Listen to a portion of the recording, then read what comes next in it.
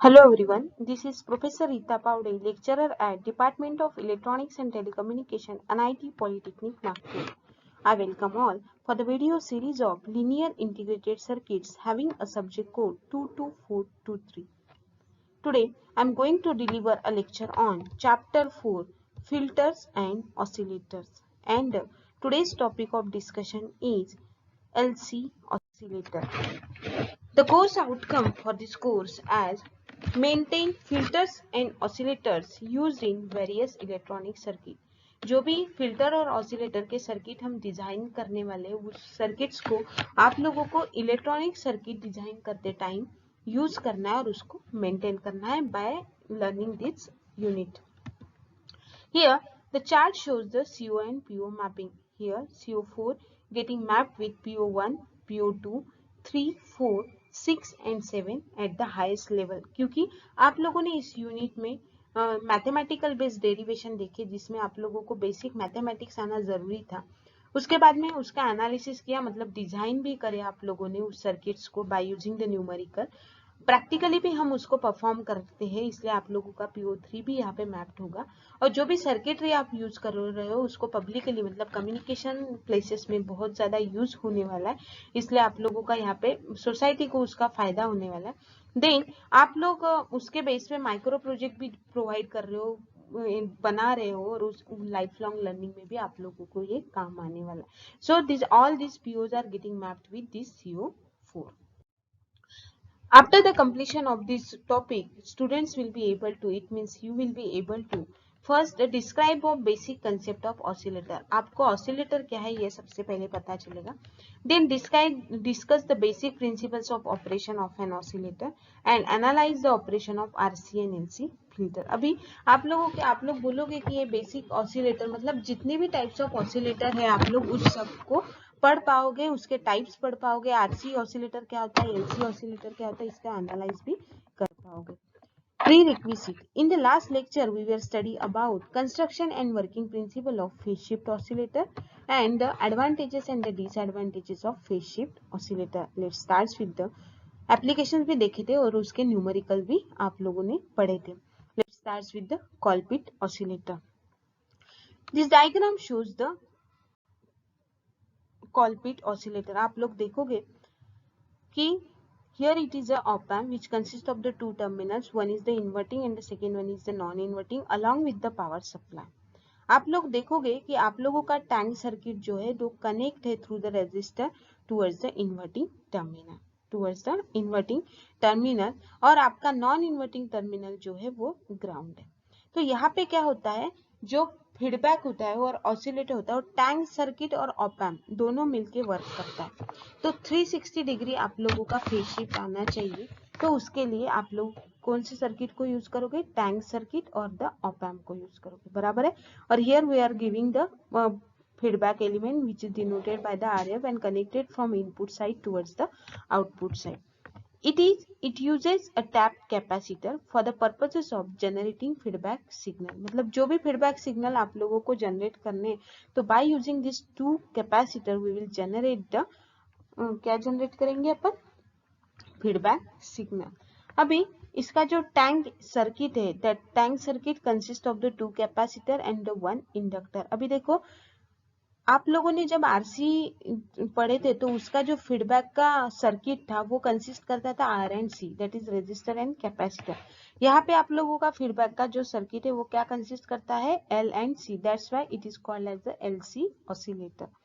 Then the tank circuit is formed using two capacitor and the one inductor. I hope everyone understand how to draw the diagram for the Colpit oscillator. Construction देखते हुए, construction हो गया, working देखते. Centre point of tapped capacitor is grounded. उसका जो centre point था in between the two capacitor is grounded.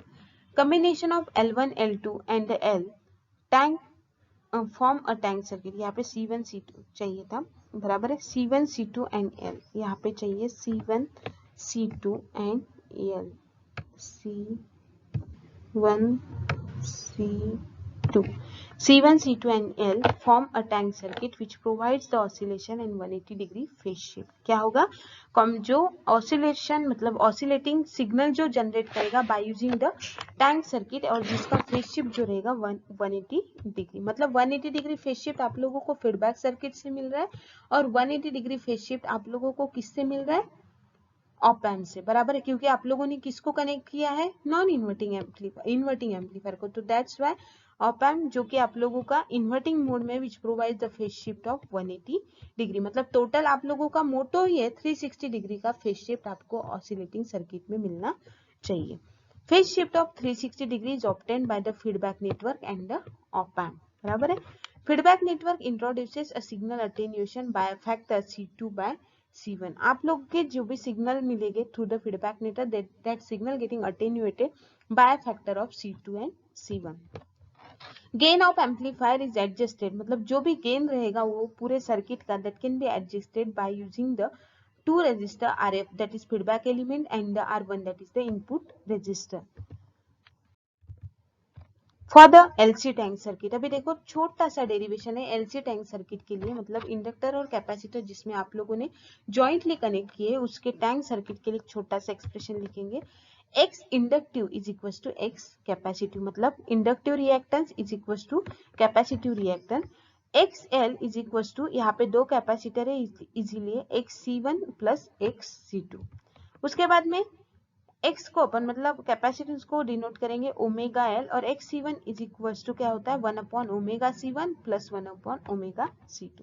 यहाँ पे अपन क्या करेंगे ओमेगा 1 अपॉन ओमेगा को कॉमन निकालेंगे तो we will get the equation omega L is equal to 1 upon omega 1 upon C1 plus 1 upon C2। Then omega square, इस omega को इस यल को अपन यहाँ पे लेके आ जाएंगे और ओमेगा को यहाँ पे मल्टीप्लाई करेंगे तो we will get the omega square is equal to 1 upon L C1 plus C2 upon C1 into C2 is equal to 1 upon L. इस इक्वेशन को 1 अपॉन एल के फॉर्म में लिखेंगे तो we will get 1 upon L into C1 C2 upon C1 plus C2, जिसका ये C1 C2 upon C1 plus C2 is equal to C equivalent, and we will get the equation 1 upon L C equivalent. Then oscillating frequency कैसे calculate करते हैं for the Colpit oscillator, that is FO is equals to 1 upon FO means oscillating frequency is equals to 1 upon 2 pi under root L C equivalent, बराबर है, where C equivalent is equals to C1 C2 upon C1 plus C2. This is a particular equation for the LC tank circuit. Here starts with the next topic, that is the Hartley oscillator. अभी देखो this is the diagram which shows the Hartley oscillator. ये कौन सा है? ये diagram which shows the Hartley oscillator.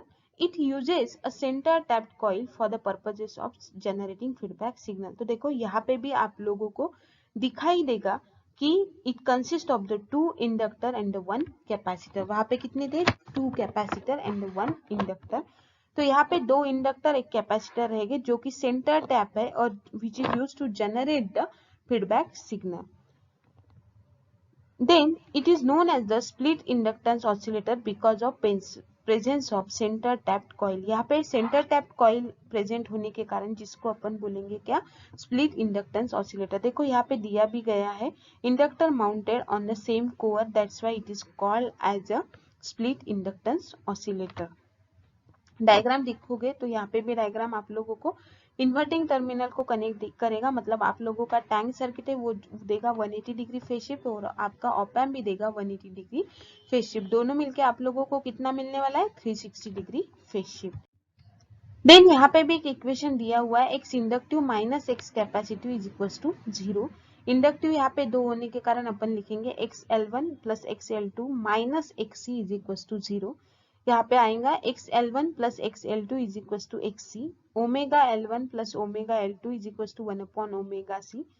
Then omega को common निकालेंगे, L1 plus L2 is equal to 1 upon omega C। Omega को यहाँ पे लेके जाएंगे, we will get omega square is equal to 1 upon L1 plus L2 into C।